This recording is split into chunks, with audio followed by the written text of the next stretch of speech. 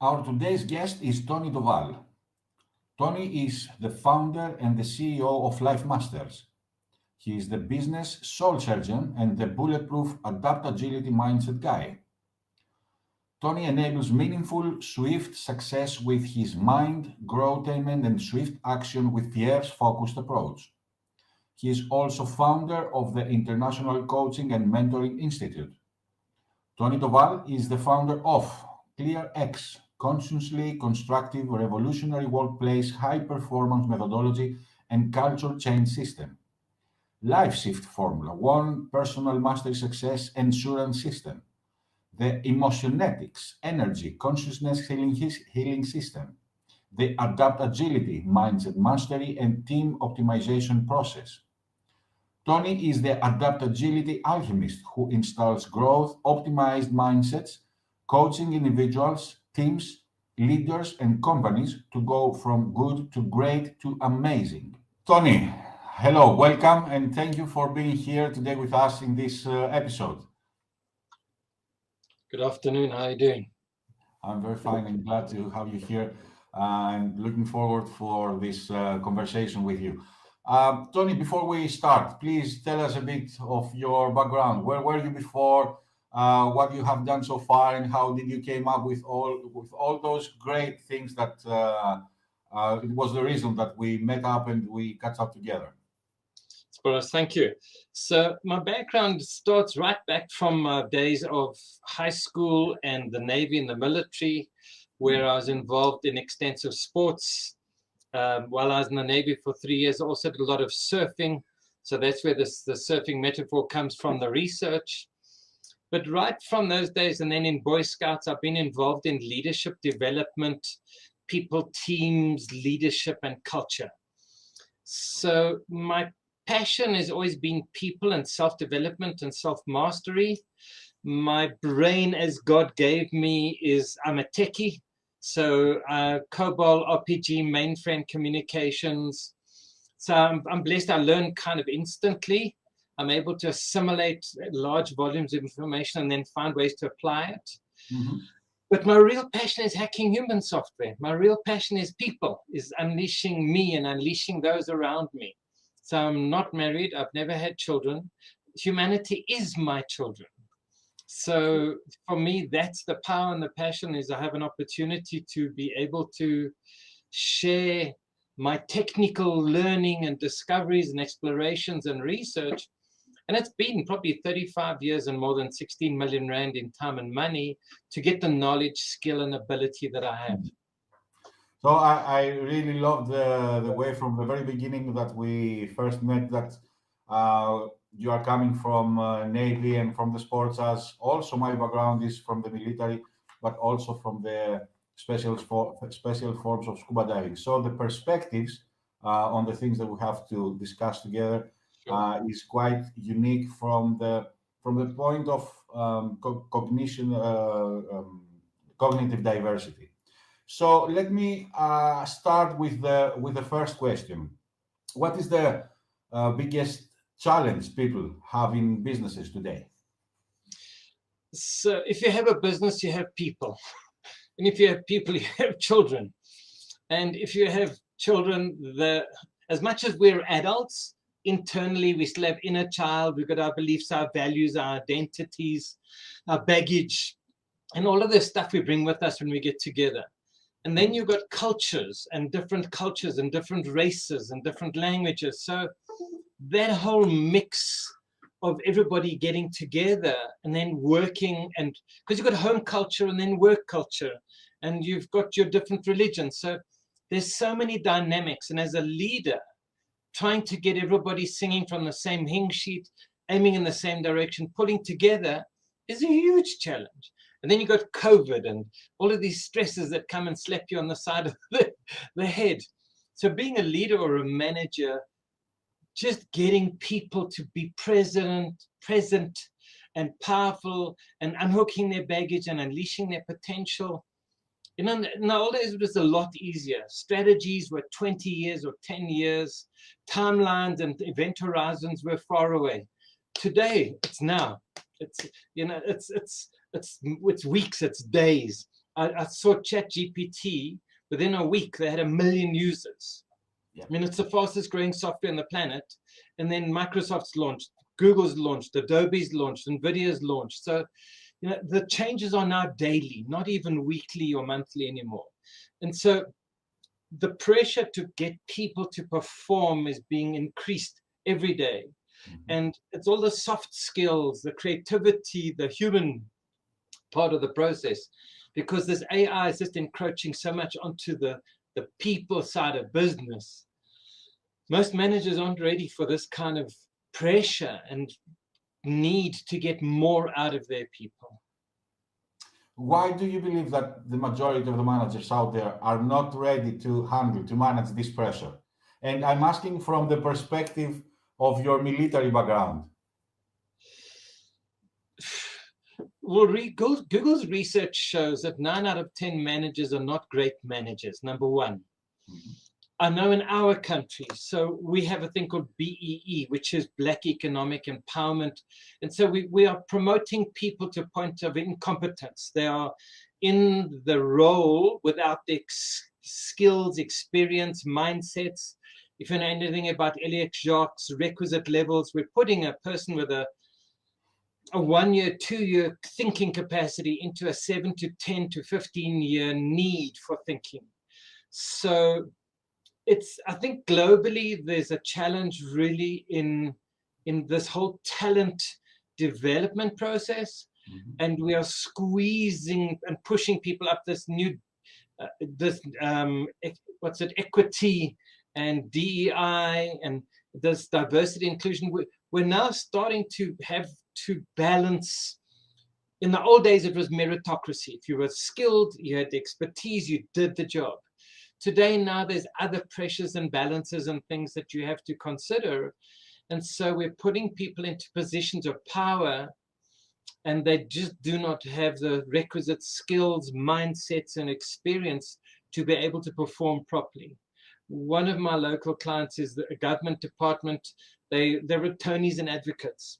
And so they put a 2-year experienced attorney running a department of advocates. And it was a racial black manager, white people. It was complete chaos. They just weren't able to get that department to perform at all. Because the moment you have this anxiety and you take away any of the psychological safety in a team space, aggression comes up as a natural reaction to the defensiveness. And that aggression begets aggression. And so it just gets worse and worse. But it's a huge need and a huge pressure. What will happen in a military operation if these things allowed to happen there? You're going to fail. You're not going to succeed in any way or form. And that's why, I mean, I don't think we actually have a military. I shouldn't be saying it, but I really don't think we have an effective military in our country. Okay, but I agree. But my point was that in the military case, in an operation or in a battle, you're gonna die. So it is straightforward. Yeah, that's why you're not gonna succeed, not gonna get the goal, and at worst case, death. Yeah. Good. So in that case, what skills or mindset do people need to have today? So there's this whole talk about growth mindsets, and it's an important thing to have this willingness to learn and grow, what I call constant reinvention of yourself. The problem is we're not brought up with those kind of mindsets. We're brought up with this fear-based fixed mindset as a natural style of parenting, and especially a majority of the people in our country. What I realized when I was in the Navy and I used to go surfing, that whole metaphor of there's going to be waves. If you're on the beach with your back to the waves, you're going to get plucked down and knocked. And I've seen people into the sand all over them. But there's always going to be waves in life. Number one, know this. COVID is not the first and the last, the others coming. If you have the right equipment and the right skills, you can actually have fun and do good things in the waves. But whilst I was learning to surf, I didn't have all of the skills to be able to read the signals and paddle in time, or when I was on the wave, be able to look up and down and decide which way I was going to go. And just more and more as this whole thing of COVID came, I realized we have to adapt. Business as usual was completely on its head. But we can't adapt in a day or a week or a month or a year. It's got to be adapting now permanently. And I saw companies completely close down. They lost the shutdown, insolvent. And I saw people pivot quickly and started getting involved in production of the sanitizers, the masks, all of the different things that were needed in those times. And so there were organizations that had the mindset and the willingness to do what it takes to pivot, realign, re-energize, and remotivate. Whereas there were other organizations that were too slow, decision-making was too far away. They just didn't have the culture and the energy to be able to enable them to take advantage. Because, I mean, there are companies. I was in a meeting with somebody who made R1 million on a phone call. That was an individual. And so there were people making huge money in these times. And I think for me, what I realized is we have to adapt. We have to do it quickly. But we also have to be resilient in how we are behaving, because how long is this new upside down world going to last? But whilst you have the resilience, you know, people got stressed completely to a point. There were companies in our country where people were committing suicide. And so having a balance, Chris, we had to work from home, and moms and dads and the dynamic of responsibility at home, where now you're trying to do a full day's job, but your husband's there calling for stuff, or your wife's calling, and the kids are there and the dogs are there, and learning Zoom. And so it was just chaos for an average person. For me, it was exciting in the process. But we needed to have a new way of thinking, a new way of seeing the world, and of being willing to literally constantly reinvent, re-upgrade our knowledge, skill, and ability. And we had to be creative. You know, we had to get green screens at home and learn the techie stuff. So it was a profound opportunity to see how future fit people aren't, because that future suddenly came here. It was right in front of you, not a year or 2 or 3 away. It was suddenly the next day. You know, it was right in front of you. Okay, so if we could say 5 to 10 skills that will help in this adaptation or the change to the growth mindset, to the pivoting and all those great things that you just described, what would the 5, let's say 5 basic skills that will help our audience? So number 1 is awareness. Self-awareness is the foundation. Whether involved in leadership coaching and team development, awareness is the start of the process. Number 2 is a willingness to be really honest, what I call radically honest, because we deceive ourselves quite badly. And to be radically honest about behaviors, beliefs, how we are showing up, the stuff that's running in our head is for me the number 2 thing. 3 is fiercely focused on growth. You know, people are cognizant that there's a tiger in front of them. They just don't understand the consequence of not moving.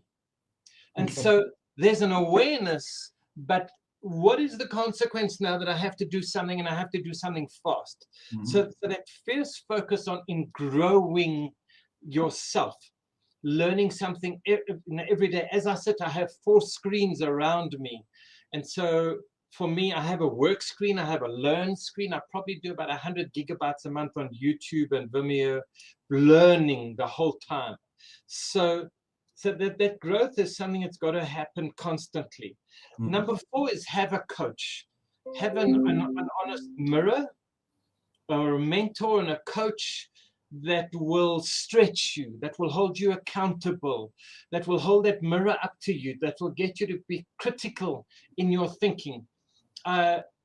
this is a little bit to the edge of the picture. I had a girlfriend that was she had some psychological stuff that was not ideal, but she had she was like a channel, and I had a conversation with some source energy, which for me, it was like God, it was love. Mm-hmm. But they knew everything about me, and I got to realize how much I was deceiving myself, because I would say something and they say, but that's not exactly true.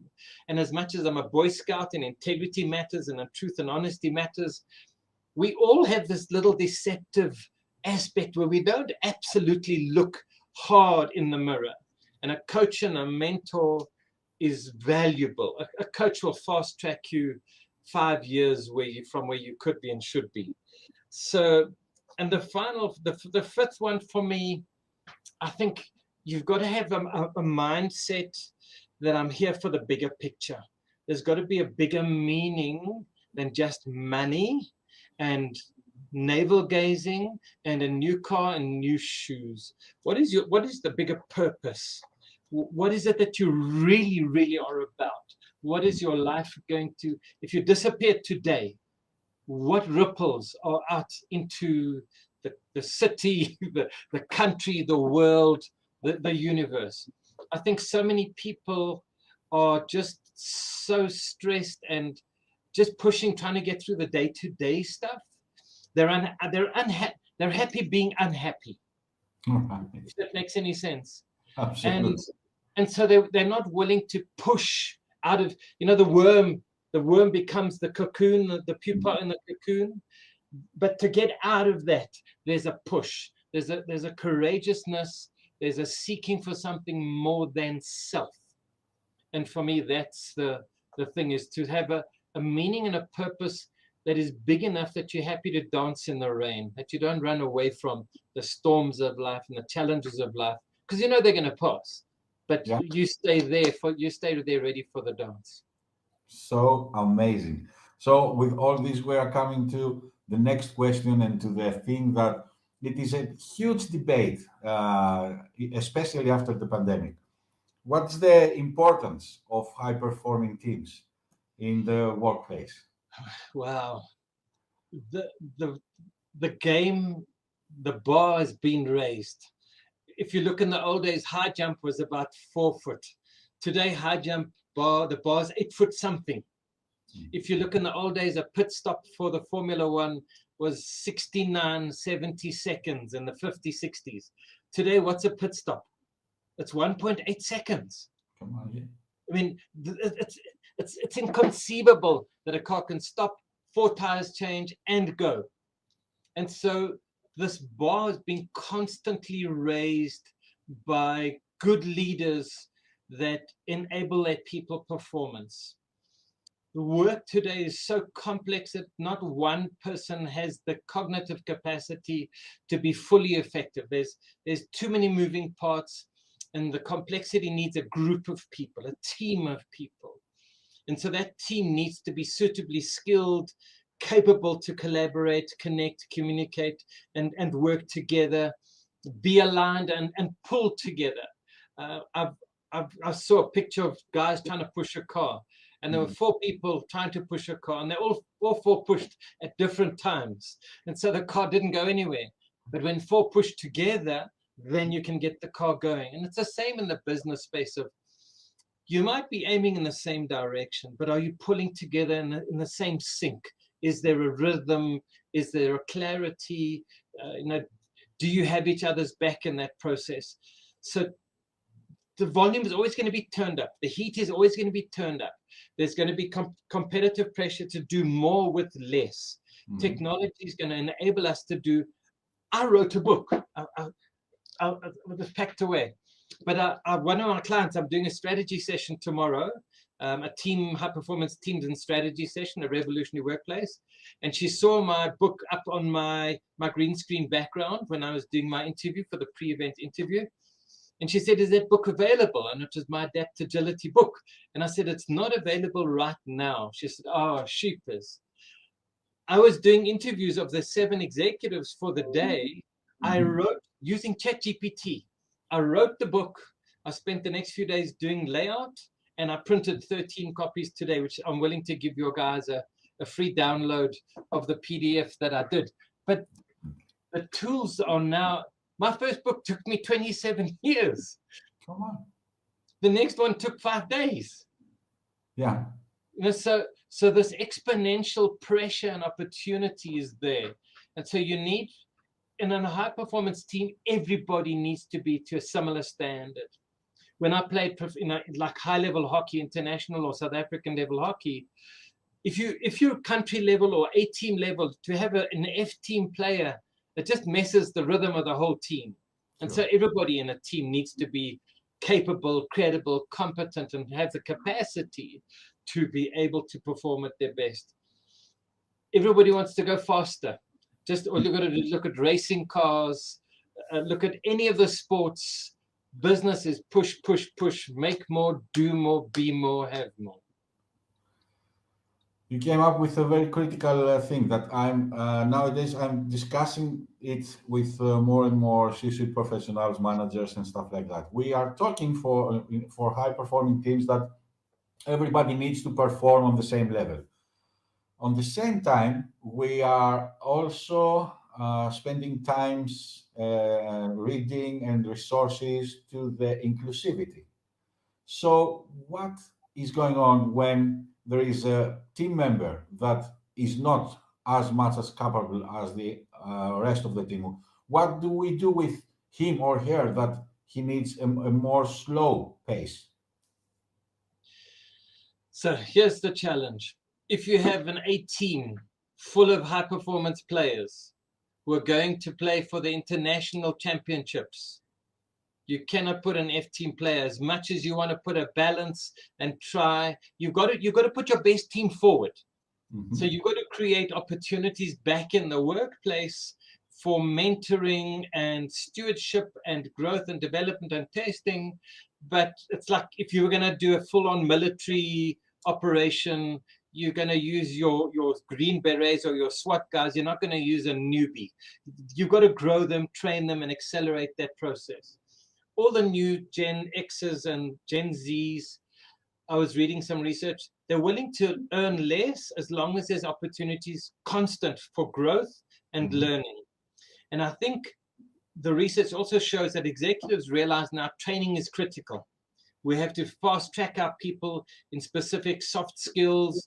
And so whereas before budgets were quite constrained, the executives are realizing if I don't invest in my people development has got to become a priority A1. And for me, it's what I call consciously constructive. There's a big move to create ongoing regular training. So when I had my computer company, we did an hour's training every single morning, Monday to Friday. 1 hour of training in some area, whether it's public speaking, negotiation, marketing, customer service, products, whatever it is, you were part of training. And that was 30 years ago that I did that. The concept is called deliberately developmental. And there's about 2 or 3 companies that do it. And they're at the extreme level of 50% of the day is training and development. 50% of the day is commercial focus. But they have a model that can cope with that. I don't see that happening for many organizations where they allocate 4 hours a day for training. And also the human brain can't cope with that level.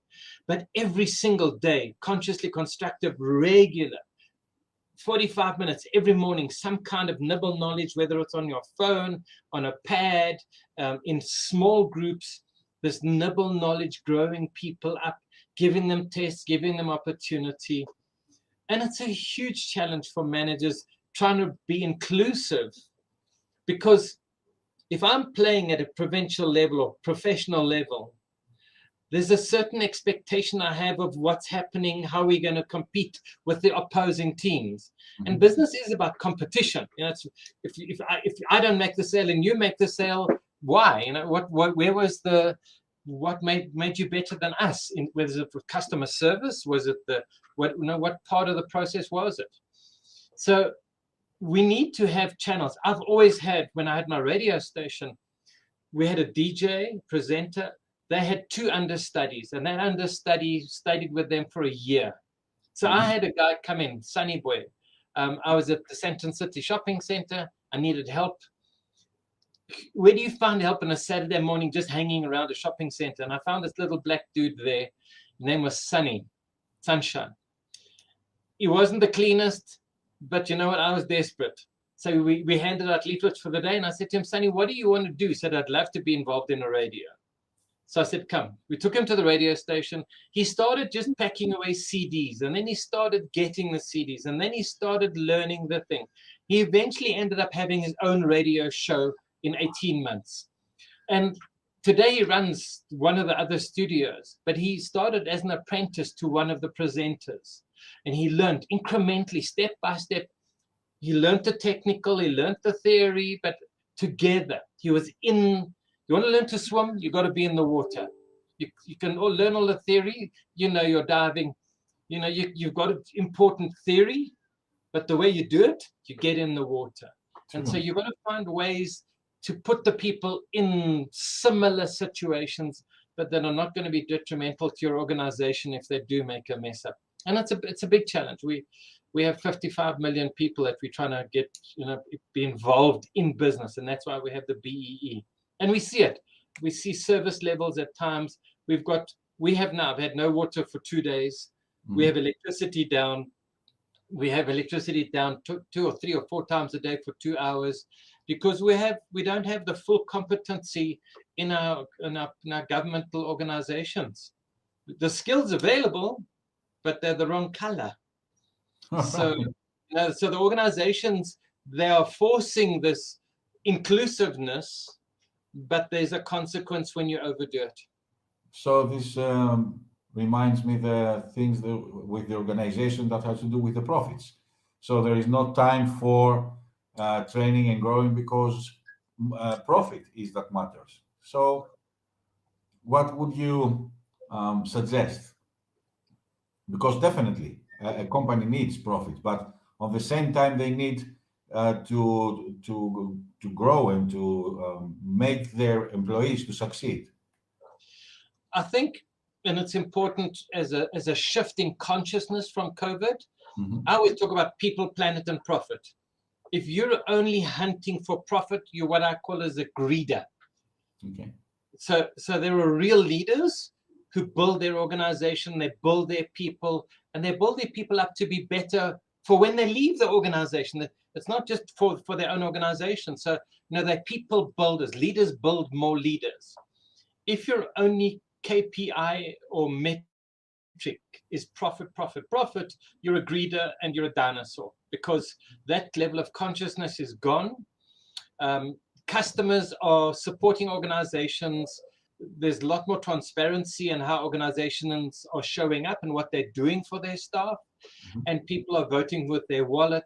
And it is going to be an unconscious, very misguided leader that doesn't start to bring this people development, people performance enablement to the process. So it's got to become a core.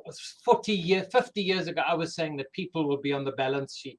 And it's only starting to come now, where we're starting to bring people as not just a resource, but valuing our people as a meaningful, valuable asset to be developed. Amazing. What was the worst, the most difficult situation with a client of yours during the years that you are working with organizations and leaders? The most difficult probably was I was called to an organization to help build their team and build their people. But the leader that was in charge of that department was he was a bleeder. He would harm people emotionally, on occasion physically. And the problem was he was generating the money. He was generating the profit. And so the shareholders, the greeders, were very concerned about creating any kind of adjustment. And so we had a 3-day intervention. I did research, I did coaching, and we adjusted him a little bit. But his whole life, it had worked for him to scream and shout and throw things to get the people to perform. And so we gave him new ways, turning him into a coach to bring out the best in people. But if he didn't get something, he would pick up something and throw it and scream. The woman would be crying. No, it was a war zone.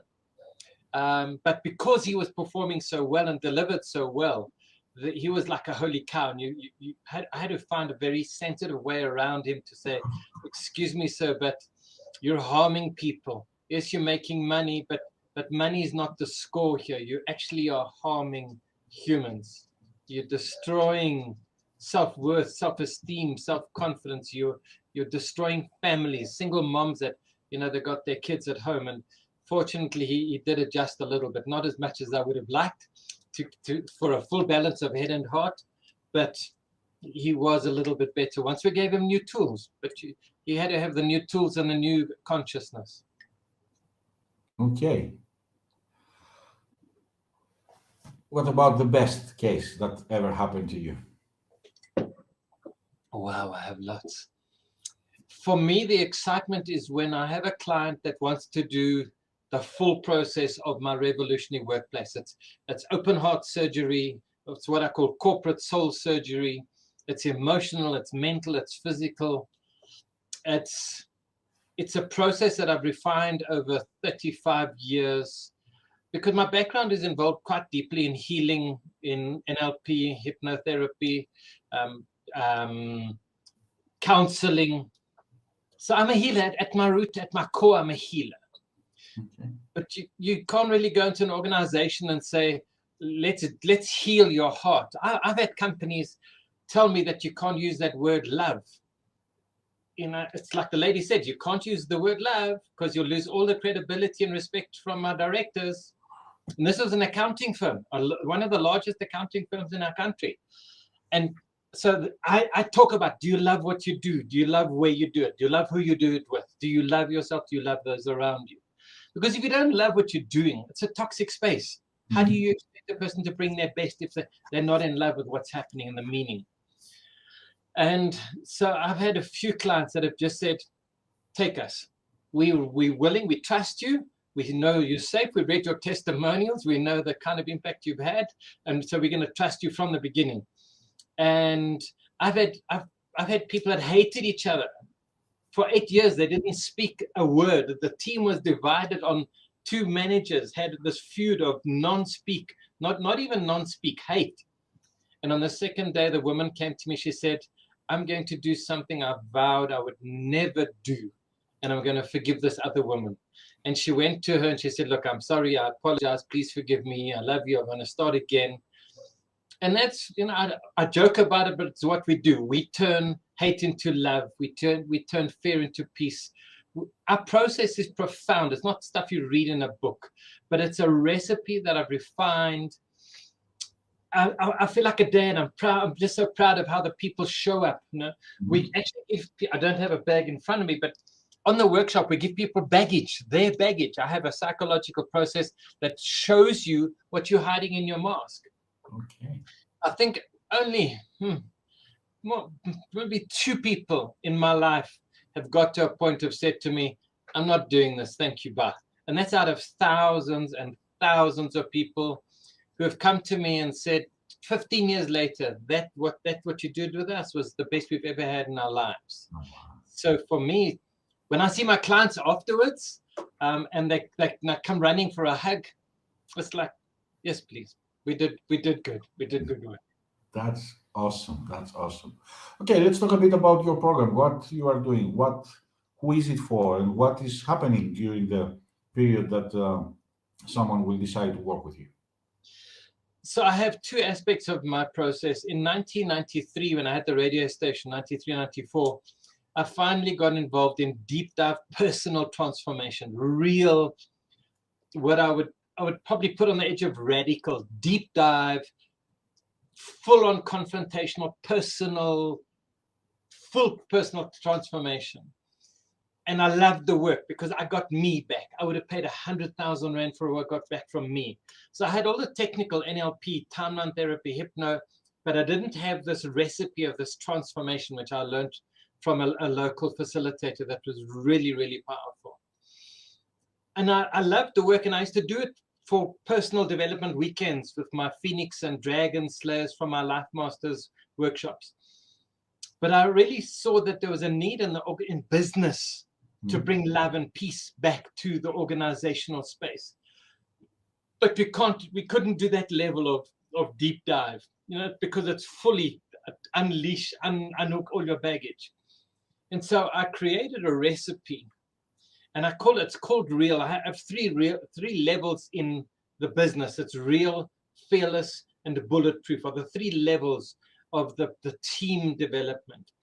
It's all under an umbrella called Revolutionary Workplace. And I have a proven culture, a proven framework that I've developed through the work of the High Performance Center in Holland under Professor Dovale, whereas mine's Dovale. Plus, I've taken my 35 years of research and blended it for our South African process, and it's called CLEARx. And so it's culture, leadership, engagement, appreciative action, right mindsets, and execution. And that's a framework that's academically validated. It's a proven process to improve the bottom line. So we do pre-event diagnostics and measurements, baseline discovery. We facilitate 1 to 5 day immersion process with a range of activities. There's front loading of content, there's facilitation of the activity, there's the debrief, and then the future pacing of application. And that recipe it's like a baker. When you've baked 1 million cakes, it's here and it's here. You just know how to do it. So I have a framework, depending on what comes out of the diagnostics. I have a 90-60, a Q60, HPO 60, and HPO 90. That I then realize, right, this wheel is wobbly, because I can then slice and dice using data visualization like Tableau. I do an entire organization. I can say, Mr. CEO, that manager's got a huge problem, and we can then go down and look and say, okay, there's a racial issue, there's a mindset issue, there's a culture issue, there's a leadership issue. And then we formulate a process using the human performance technology. Where are we now? Where do we want to be? There's a gap. What is the cause of the gap? And there can be 1,000 causes of the gap. When you have 20 people or 30 people in a room, all their causes are all different. Facilitate some kind of process that will address those, realign, reassess, put it back through the culture. What improvement do we have? Okay, the gap is smaller. Now what are the causal factors? What are the processes we have to do? And so it's this iterative process to keep closing the gap. So in the workshops, the weekend workshops or the during the week workshops, I have a framework that starts from people, mindset, attitude, resilience, psychological capital, self-awareness, self-management. Once that foundation is in place, we then do teams. Trust, connection, communication, collaboration, conflict clearing, getting rid of the baggage. People have got baggage from their past life, from this life, from their team life. We clear that. Clean slate, absolute forgive, clean slate. Then it's the leadership effectiveness, because people join an organization for the vision, mission, values, but they lead because of the relationships and the lack of credibility vertically to the leadership, and for the conflicts horizontally. And so people times teams times conscious leadership creates a culture. And that culture needs to have psychological safety as a foundation, with care, with consideration, with compassion, but a passion to push, an excitement to thrive and flourish, a meaningful goal and dream. And so we use appreciative inquiry as that framework to, we've been successful in the past. What does our success look like? How do we 10x our success? So I have a bolt on to the process called building a killer company. So the concept is kill yourself before your competitors do. Eat yourself before your competitors force you to. And so what do you need to do to become a 10x organization? And we've had government departments go from 200 million to 800 million revenue with a 3-day workshop. All right. So no, it's profoundly powerful in the personal experience, but the consequences downstream on the financial and the organization and the culture are profound, and they're sustainable.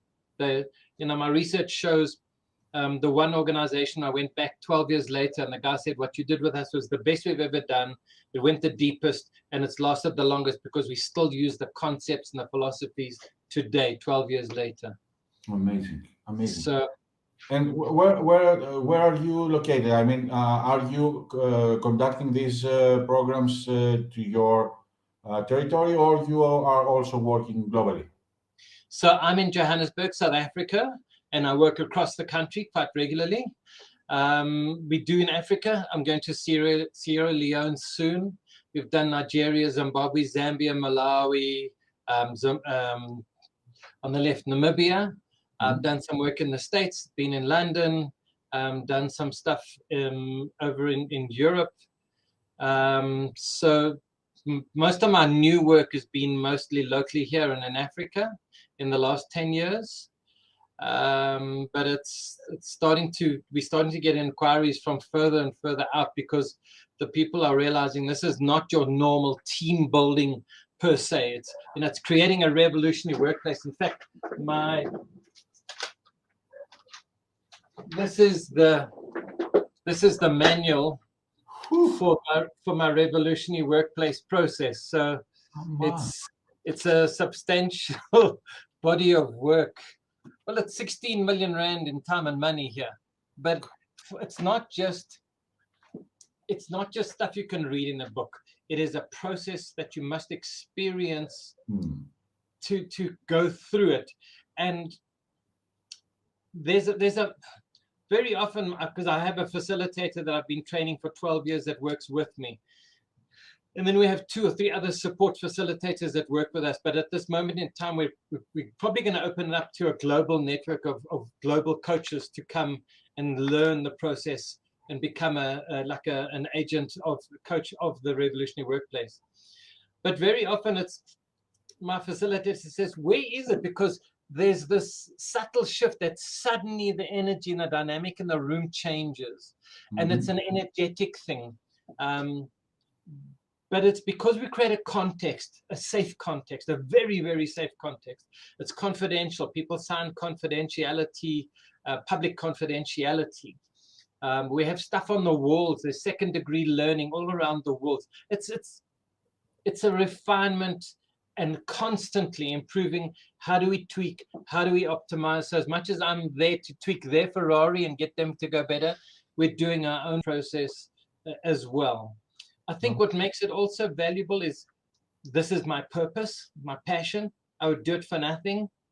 I do it for nothing for some of our hospices and our people, the non-profits. We help them. But this is what this grabs my juice. This is what I'll go through the storm. When I spoke earlier about purpose and passion, this is me. It's why I'm on the planet. It's the reason that I'm here, is to unleash and awaken humanity's consciousness and bring more love. Awesome. So I'm part of a Mankind project. We do healing work for men.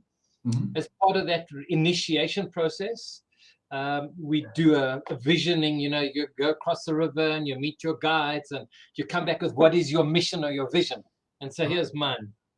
It was a men's workshop. So as a man amongst men, I co-create a world of more integrity, freedom, love, abundance, meaning, peace, and joy.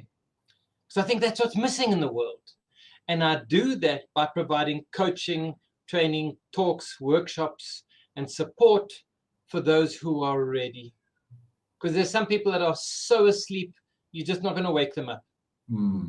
They're just not ready to look inside and unhook and unleash more of their potential. But they'll be ready one day. We'll be around. I'm still got another 30 years of dancing to go, and we're going to pay it forward. So, if we get the coaches to start to take this around the world, we'll leave a legacy, and that for me is to leave a legacy of bringing love back into business. You definitely have our support on that. You know that I admire your work and your job.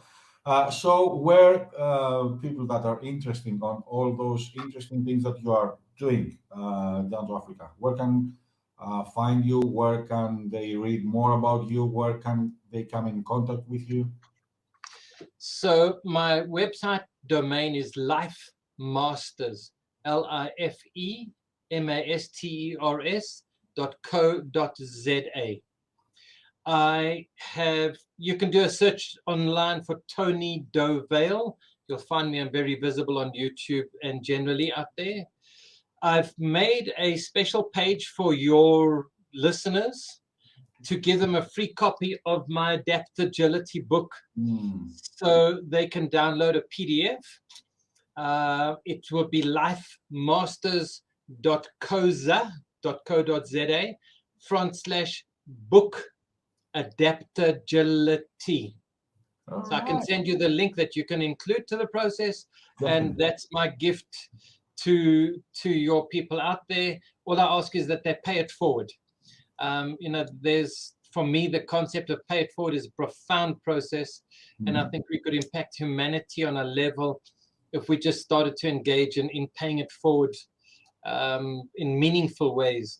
When I had the radio station, we had a random act of kindness, and we said to just do a random act of kindness for somebody, and psychologically it shows that it's good for you from a point of view of motivation and de-stressing, but it's also good for the other person too.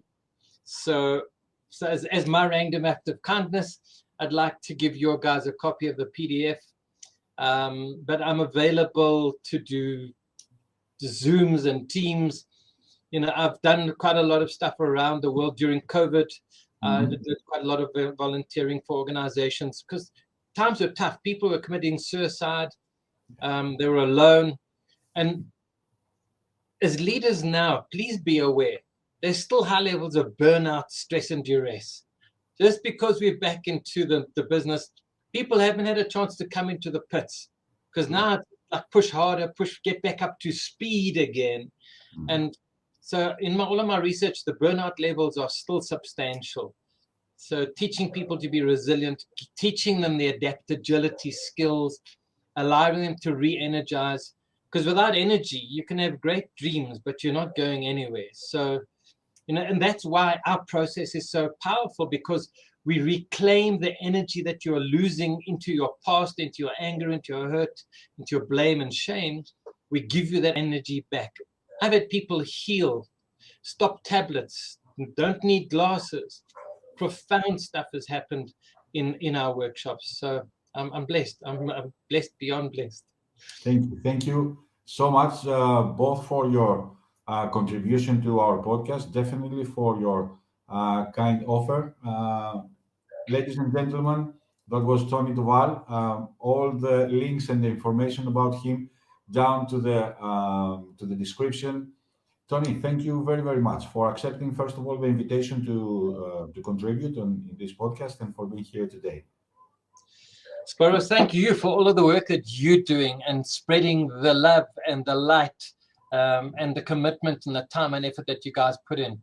May you be blessed and flourish and thrive as you put out your work into the world. Thank you for everything that you bring as well. My pleasure. Ladies and gentlemen, thank you for being here to another Vuca Leadership episode. Looking forward to see you to our next one. Have a great rest of the day, all of you. Bye-bye.